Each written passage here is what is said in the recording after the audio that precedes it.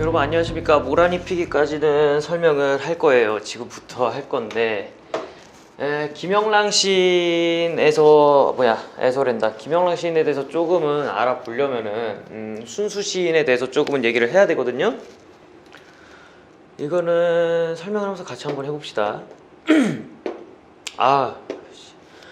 목이 너무 아파요. 텐션 좀 올려야 되는데 목이 아프니까 뭐 하다 보면 또 다행히 오르겠죠. 자, 봅시다. 자유시예요. 역시나 왜 그냥 막 했다라는 게 아니라 자유롭게 썼다라는 소리입니다. 우리가 지금까지 뭐 고전 소설이나 고전 시가라고 합시다.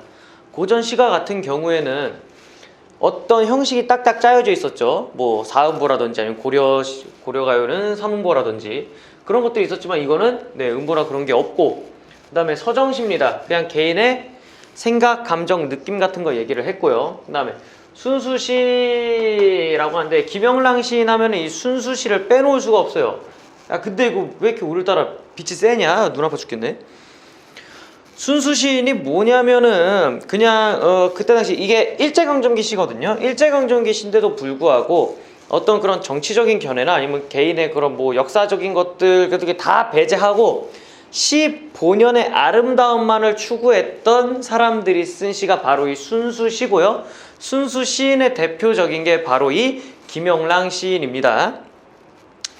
그렇기 때문에 일제강점기 시인데도 불구하고 뭐 그렇게 막 일본에 대해서 뭐라 까던가 아니면 뭐 현실을 비판하던가 그런 내용이 없습니다. 그냥 낭만적이고 상징적일 뿐입니다. 소망에 대한 바람과 기다림인데요. 뭐 그렇게 생각할 수도 있겠죠.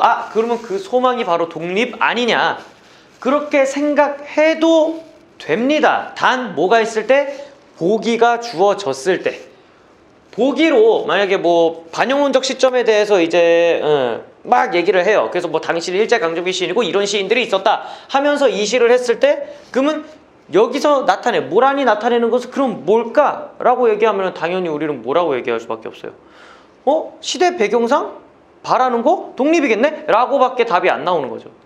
하지만 그거를 알려주기 전까지는 그냥 아무 독도 생각하면 안 돼요. 그냥 모란 그 자체가 좋고 그 모란은 봄이고 그냥 화자는 봄을 기다리는구나 라고만 파악하셔야 됩니다. 괜히 막 나갔다가 털리는 경우가 있어요.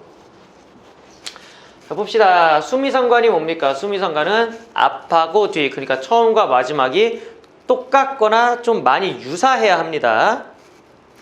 그걸 구조를 통해 주제를 강조하고요. 역설, 도치 등을 통해 화자의 정서를 효과적으로 표현했다고 합니다. 우리 이제 고등학교 2학년이시면 역설법 정도는 알잖아요. 도치법은 뭡니까? 도치법. 도치법은 어순을 바꾸는 거예요. 그래서 이제 뭐 이쪽에 거시기 뭐 철수야 밥 먹자 이거를 바꿔가지고 밥 먹자 철수야 이렇게. 우리는 흔히 주어, 목적어, 서술어의 순서로 가는데 이 순서를 바꿔서 화자가 자기가 강조하고 싶은 것들을 강조하는 것을 도치법이라고 합니다. 그런 걸 통해서 효과적으로 전달했고, 그 다음에 세련된 시요? 우리가 봤을 땐 세련되진지는 모르겠어요. 하지만 시 치고는 그렇다라는 겁니다. 그 다음에 어조는 부드러운 어조예요. 누구를 까대는 어조가 아닙니다. 그래서 그냥 문학적 아름다움을 표현했다라고 그냥 아시면 돼요. 우리가 중요한 게 여기에 될 건 뭘까요? 시죠. 야씨 이거 물 먹고 와야 되는데 입이 마르니까 말이 안 나오네. 봅시다. 자, 모라니 피기까지는 입니다. 자, 모라니 피기까지는 나는 아직 나의 봄을 기다리고 있을 테요 라고 합니다. 그러면 여기서 화자가 바라는 건 뭐예요? 모라니죠. 그래서 이게 화자가 기다리는 대상입니다. 그리고 지금 이 영상이 내가 맨날 핸드폰으로 찍다가 그 카메라를 사서 찍어 보고 있는 건데 어떻게 나올지 모르겠습니다. 뭐 이렇게 미리 보기로 보면 잘 나오는 것 같긴 한데 모르겠어요. 카메라랑 비슷하지 않을까. 핸드폰 카메라랑 비슷하면 이거 그냥 돈질할 만한 건데 일단 볼게요. 모라니 피기까지는 나라고 나오네요. 화자는 직접 등장하죠. 나는 아직 뭘 기다려요? 나의 봄을 기다리고 있을 거라고 합니다. 아마 책에서는 기둘리고라고 나와 있을 거예요. 그러면 여기서 나타나는 이 봄이 바로 뭐예요? 봄이 바로 우리 화자가 기다리는 대상, 즉 모란인 거를 알 수가 있죠. 씁시다. 그래서 이 봄은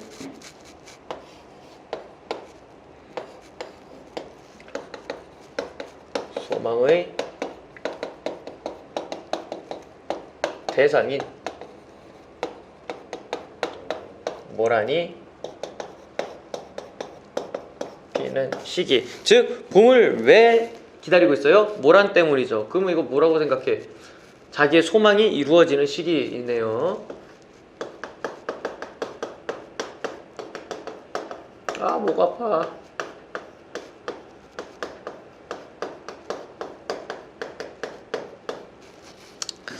그 다음에 두들리고 있을 테요. 야, 있을 테요, 잠길 테요, 뭐겠어요. 이런 것들 다 부드러운 어조 입니다. 그냥 이거 다 이거예요. 미리 써놓을게요. 그래서 화자는 뭘 기다리고 있어요? 모란을 기다리고 있죠. 근데 이 모란이 어떻게 됐대요? 모란이 뚝뚝 떨어져 버렸습니다. 그러니까 마탱이가 갔단 소리죠. 모란이 뚝뚝 떨어져 버린 날 하면서 뚝뚝이라는 음성 상징어를 통해서 모란이 이렇게 홀로로 낙화하는 모습을 형상화했죠. 낙화가 꽃이 떨어진다는 소리죠. 모란의 낙화를 형상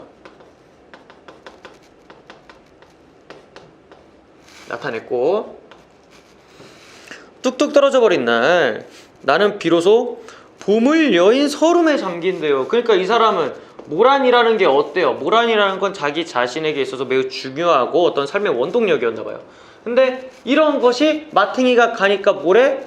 여였대요. 그러니까 나가리가 돼서 서럽다, 슬프다 라고까지 얘기합니다. 그럼 화자의 정서가 직접적으로 나타나 있죠. 화자의 정서는 서러움이고요. 뭐 본인이 생각했을 때 모란은 뭐야? 삶의 보람인가 봐요.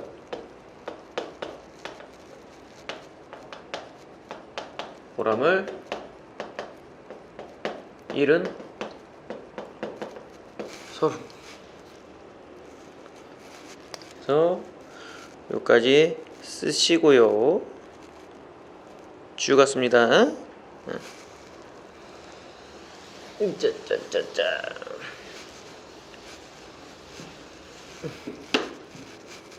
삶에 잠겼습니다. 그 다음에 5월 어느 날 그 하루에 묻었던 날. 자, 야 5월이에요.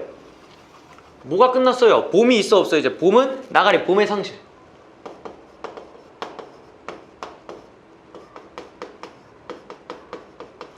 이제 봄은 오지 않아요. 결국 화자에게 있어서 이 5월은 어떤 날입니까? 그냥 그런 날이에요. 그래서 떨어져 누운 꽃잎마저 시들어 버리고는 천지에 뭐라는 자취도 없어졌대요. 그리고 뻗쳐오르던 내 보람 서운케 무너졌으니. 뻗쳐오르던 내 보람, 이때 보람은 뭐야? 모란이 피었을 때의 보람이에요.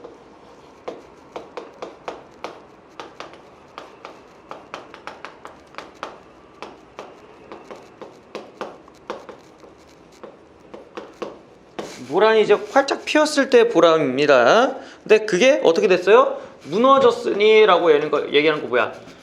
그 뭐야? 이 모란이 없어졌으니까 자신의 그런 소망, 희망이 나가리가 됐다는 소리입니다. 그래서 일단 씁시다.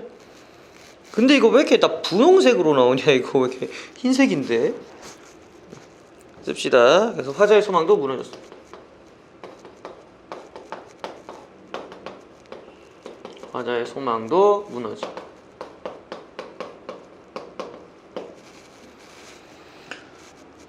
여기까지 썼습니까?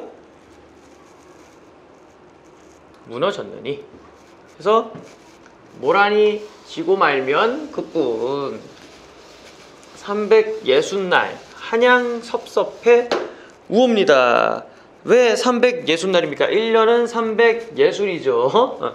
365일인데요. 그만큼 자신이 어떻다? 자신이 그만큼 슬프다라는 걸 수량화로 보여준 겁니다. 그래서 기다림의 나를 뭐라고 할까요? 강조, 즉 자신의 슬픔의 깊이를 수량화했습니다. 그러니까 자신이 슬프다. 얼만큼 슬퍼? 그러니까 이제 그 3천만큼 사랑이라는 그 대사 있죠. 그 대사도 어떻게? 아이가 자신의 그런 사랑의 수치를 수량화해서 보여준 거예요. 그만큼 왜? 아이 입장에서는 그게 매우 큰 숫자였으니까요. 하지만 여기서는 자신의 슬픔을 뭐라고 해? 1년 365일 중에 360만큼 슬프다라는 거야. 그럼 그 5는 뭘까? 내 뇌피셜인데 모란이 피고 있을 때 그 5 이름 뺀 것 같아요. 자, 그래서 어쨌든 그렇게 해서 1년이 다 간다라고 얘기했죠. 모란이 떨어지고 말면 그뿐이야. 내 1년은 다 가요. 의미가 없으니까요. 그래서 360날을 마냥 섭섭해 울기만 합니다. 자, 그럼 봐봐. 여기서 쓰인 수학법은 뭘까요? 과정법이죠. 야, 꽃 하나 떨어졌다고 1년이 훅 갑니까? 그건 또 아니잖아요. 좀 오바고요. 자, 근데 봐라. 이거 어디서 봤냐? 모란이 피기까지는 나는 아직 기다리고 있어요. 찬란한 슬픔의 그물. 어디서 봤어요? 1년에서 봤죠? 그 맨 윗대가리에 1, 2행하고 여기하고 지금 어떻게 됩니까? 서로 비슷해요. 완전히 동일하지는 않습니다. 동일하게 똑같지는 않아도 이거를 뭐라고 얘기하면요, 1행 있죠? 여기 1행하고 쭉 이어가지고 뭐라고 쓰냐? 이게 보이냐? 여기까지 나오냐? 안 나오네. 뭐라고 쓰냐? 이렇게 쭉 이어, 위하고 쭉 이어가지고 이렇게 수미상관이라고 써주세요. 수미상관이 무엇이냐면 시의 처음과 끝이 같은 겁니다.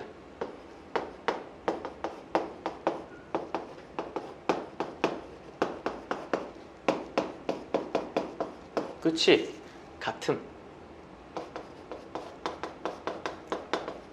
비슷하게 반복되는 겁니다.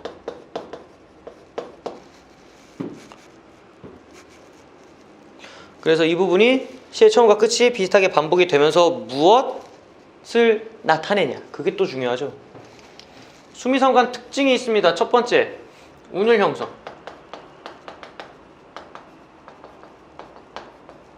두 번째, 의미 강조. 세 번째, 형태적 안정감까지입니다. 후렴구하고 똑같죠? 아이고, 나 못 쓰니.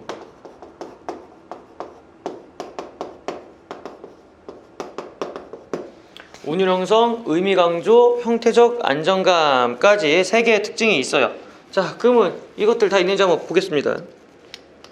모란이 피기까지는 위에하고 동일하죠. 맨 첫 번째 있는 거랑 동일하니까, 반복이니까 운율 형성하고요.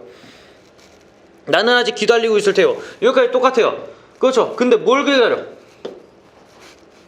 찬란한 슬픔의 봄을. 근데 봐라, 나는 아직 기다리고 있을 테요. 찬란한 슬픔의 봄을? 이상하죠. 그럼 어떻게 해야 돼요? 찬란한 슬픔의 봄을 아직 기다리고 있다고 얘기해야죠.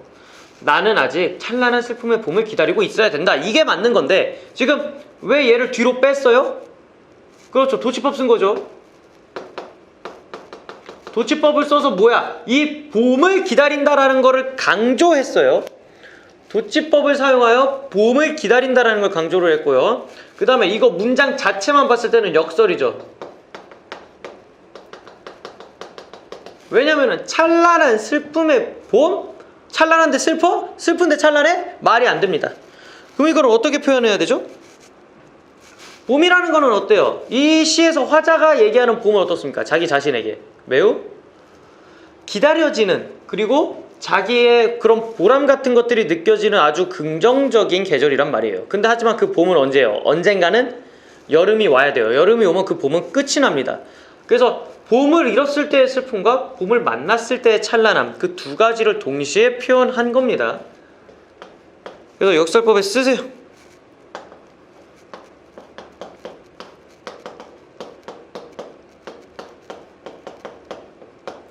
모란이 피는 기쁨과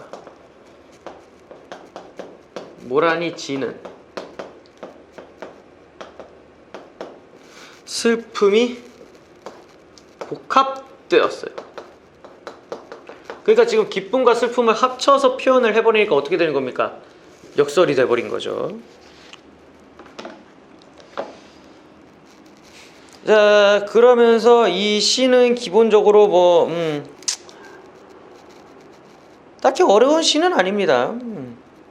그래서 그냥 그 당시에 이제 뭐냐, 모란이라는 거에 대한 뜻만 아시고요. 이 모란이 화자에게 어떤 의미인지, 그리고 그 의미를 통해서 이 모란이 없어졌을 때, 그리고 있었을 때 화자의 정서를 찾기만 하면 끝이에요. 딱히 뭐 어려운 게 아니니까요. 이거 하시고 모르는 거 있으면 카톡으로 질문하시고 문제를 풀어 오시기 바랍니다. 수고하셨습니다.